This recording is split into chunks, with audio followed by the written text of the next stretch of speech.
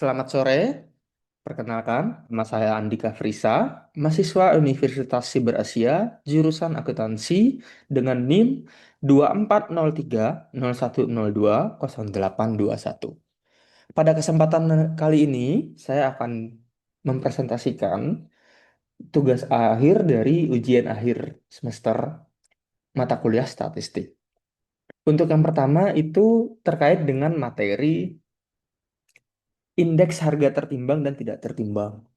Indeks harga tidak tertimbang itu tidak menggunakan faktor penimbang dalam perhitungan indeks harga. Semua barang dianggap sama penting. Menghitung harga barang atau jasa setiap tahunnya, angka yang diperoleh harus dibagi dengan harga pada tahun dasar sebagai presentasi presentasi dari keseluruhan harga komoditas dalam satu tahun. Sedangkan untuk harga indeks harga tertimbang itu menggunakan faktor penimbang dalam perhitungannya. Terdapat pembedaan pentingnya suatu barang terhadap barang lain. Menjumlahkan harga barang atau jasa setelah sebelumnya dikalikan terlebih dahulu dengan kuantitasnya setiap tahunnya. Angka yang diperoleh harus dibagi dengan harga dan dikalikan dengan kuantitasnya pada tahun dasar, memakai faktor penimbang kuantitas dari tahun yang akan dihitung. Untuk angka indeks tertimbang, merupakan angka indeks yang mencerminkan pentingnya suatu angka penimbang, bobot, atau weight terhadap angka-angka lainnya. Pemberian bobot angka penimbang tersebut ditentukan berdasarkan pentingnya barang atau komoditi tersebut secara subjektif. Indeks tertimbang biasa digunakan pada indeks agregat di mana banyak jenis komoditas yang memiliki bobot yang berbeda. Indeks tertimbang dihitung dengan beberapa cara sebagai berikut: menggunakan indeks harga agretatif tertimbang, indeks produk agretatif tertimbang, atau variasi dari indeks harga tertimbang. Untuk indeks harga agretatif tertimbang itu dibagi menjadi dua bagian, yaitu indeks Las Peires dan indeks Pasce. Kalau untuk indeks Las Peires, indeks ini dikembangkan oleh Etienne Las Peires menggunakan kuantitas periode dasar sebagai pembobot. Rumusnya adalah LH sama dengan total dari PN dikali Q0 dibagi dengan total dari P0 dikali Q0 dikali 100%. Total dari PN dikali Q0 itu adalah penjumlahan harga periode tertentu dikali kuantitas periode dasar. Sedangkan untuk total P0 dikali Q0 itu adalah penjumlahan harga periode dasar dikali kuantitas periode dasar. Untuk indeks Pasce, rumusnya adalah PH sama dengan total dari PN dikali QN dibagi total dari P0 dikali QN dikali 100%. Total PN dikali QN itu adalah penjumlahan harga periode tertentu dikali kuantitas periode tertentu. Sedangkan total P0 dikali QN itu adalah penjumlahan harga periode dasar dikali kuantitas periode tertentu. Sedangkan untuk indeks produk agretatif tertimbang dibagi menjadi dua juga, yaitu Las Peires dan Pasque. Untuk Las Peires, rumusnya adalah total P0 dikali Qn dibagi total P0 dikali Q0 dikali 100%. P0 dikali Qn itu adalah penjumlahan harga periode dasar dikali kuantitas periode tertentu. P0 dikali Q0 penjumlahan harga periode dasar dikali dengan kuantitas periode dasar. Untuk Pasque, rumusnya juga sama dengan indeks harga agretatif tadi. Total PN dikali QN dibagi dengan total PN dikali Q0 dikali 100%. Total PN dikali QN adalah penjumlahan harga periode tertentu dikali kuantitas periode tertentu. Total PN dikali Q0 penjumlahan harga periode tertentu dikali kuantitas periode dasar. Untuk variasi dari indeks tertimbang itu menjadi dua, yaitu indeks Fisker. Indeks ini digunakan dari pengakaran dari kedua indeks Las Peires dan indeks Pasque. Rumusnya adalah akar dari LH dikali PH. Sedangkan untuk yang kedua adalah indeks Drobis. Indeks ini digunakan apabila nilai indeks berbeda jauh. Indeks ini merupakan rata-rata dari indeks Las Vegas dan indeks Pasque. Rumusnya adalah 1/2 dari LH ditambah PH ataupun LP ditambah LP. Tergantung kita mau ngitung yang mana. H adalah harga, P adalah produk. Untuk contoh soalnya, diketahui data harga dan kuantitas barang ABC adalah sebagai berikut. Barang A harganya pada tahun 2020 adalah 10, di tahun 2025 12, Sedangkan kuantitasnya di tahun 2020 adalah 60 dan kuantitas di tahun 2025 tetap 60. Barang B, harga 2020 15, harga 2025 18, kuantitas 2020 30, kuantitas 2025 25. Sedangkan barang C, harga 2020 sama dengan 20, harga 2025 sama dengan 22, kuantitas tahun 2020 sama dengan 20, kuantitas 2025 sama dengan 30. Mari kita hitung indeks harga tahun 2025 dibandingkan tahun 2020 dengan metode Las Perez, Pasque, Drobis, dan Fisker. Untuk yang pertama, indeks Las Perez. Indeks Las Perez di sini adalah total dari P1 dikali Q0 dibagi dengan total dari P0 dikali Q0 dikali 100. Untuk P1 dikali Q0 itu kita mendapatkan perhitungannya adalah 1580. Sedangkan untuk P0 dikali Q0 total yang kita dapatkan adalah 1350.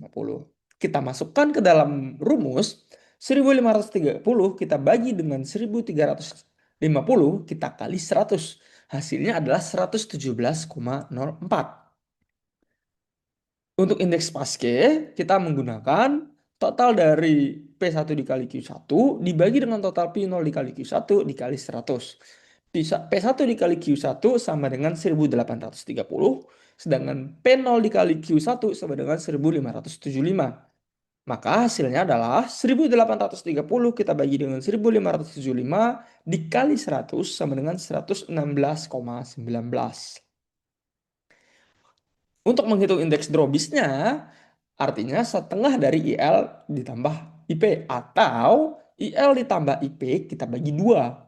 Maka 117,04 ditambah 116,19 kita bagi 2, hasilnya adalah 116,62. Untuk indeks Fisker, di sini adalah maksudnya indeks Fisker, akar dari indeks Las Perez dikali indeks Pasque. Sama 117,04 dikali 116,19 hasilnya adalah akar dari 13.594,41 adalah 116,61. Simpulannya, indeks Las Perez 117,04, indeks Pasque 116,19, indeks Drobis 116,62, dan indeks Fisker 116,61. Selanjutnya, untuk topik kedua yang akan kita bahas adalah contoh soal dari deret berkala dan peramalan dengan menggunakan metode semi rata-rata yang memiliki data genap. Contoh soalnya, jumlah pelanggan layanan streaming dalam ribu selama 6 tahun terakhir. Pada tahun 2018 sebanyak 60.000, 2019 65.000, 2020 sebanyak 70.000, 2021 sebanyak 78.000, 2022 sebanyak 85.000, dan 2023 sebanyak 92.000. Untuk deret berkala dan peramalan ini kita gunakan untuk memprediksi nilai di masa depan. Dalam hal ini kita lihat dari contoh soal, kita akan membuat yang pertama adalah persamaan garis tren dengan metode semi rata-rata dan menghitung estimasi jumlah pelanggan pada tahun 2025. Bagaimana caranya? Yang pertama kita akan membagi, karena datanya adalah genap, kita akan bagi menjadi dua kelompok. Kelompok pertama adalah 2018, 2019, dan 2020. Sedangkan kelompok kedua adalah 2021, 2022, dan 2023. Untuk menghitung semi rata-ratanya, kelompok 1 kita dapatkan angka 65. Sedangkan kelompok 2 rata-ratanya adalah 85. Selanjutnya, kita akan menentukan persamaan tren. Diambil dari median atau nilai tengah kelompok 1 dan kelompok 2. X1 sama dengan 2019 dan X2 sama dengan 2022. Lalu kita akan menghitung nilai B. Karena rumusnya adalah A sama dengan Y dikurang B kali X. Nah, untuk mencari nilai B, kita akan mengurangkan 85 kita kurang dengan 65, yaitu nilai dari R1 dan R2 tadi. R1 adalah rata-rata dari K1 dan R2 adalah rata-rata dari K2. R2 dikurang K1 dibagi dengan X2 dikurang X1 Artinya 20 kita bagi dengan 3. Hasilnya adalah 6,67. Jadi kita sudah mendapatkan nilai B. B adalah 6,67. X di sini adalah nilai rata-rata keseluruhan dari tabel tahun pelanggan layanan streaming tadi. Nah, untuk nilai rata-ratanya adalah 2020,5. Jadi ketika kita masukkan A sama dengan Y dikurang B kali X sama dengan 70 kita kurang 6,67 dikali 2020,5. Hasilnya adalah minus 13.397,74. Nah, untuk masuk ke dalam ramalan tahun 2025, kita akan menggunakan nilai X sama dengan 2025, di mana nilai X ini adalah tahun yang akan kita estimasikan. Jadi kita masukkan ke dalam rumus. Y sama dengan A ditambah BX. A di sini adalah minus 13.393,74. Lalu B-nya adalah 6,67, X-nya adalah 2025. Setelah kita hitung, nilainya adalah 113.113,01.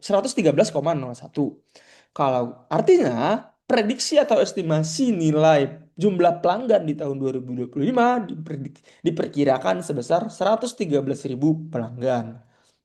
Kesimpulannya, untuk tren Y atau nilai untuk menghitung nilai trennya adalah minus 13.393,74 ditambah 6,67 dikali X. Jadi kalau misalkan kita mau menghitung nilai atau memprediksikan, mengestimasikan pelanggan di tahun-tahun lainnya, misalkan di 2030, maka kita hanya perlu mengganti X sama dengan 2030. Nah, untuk 2025, prediksi jumlah pelanggannya sebesar 113.000 pelanggan. Sekian yang bisa saya sampaikan pada kesempatan kali ini. Kurang lebihnya saya mohon maaf. Terima kasih. Selamat sore.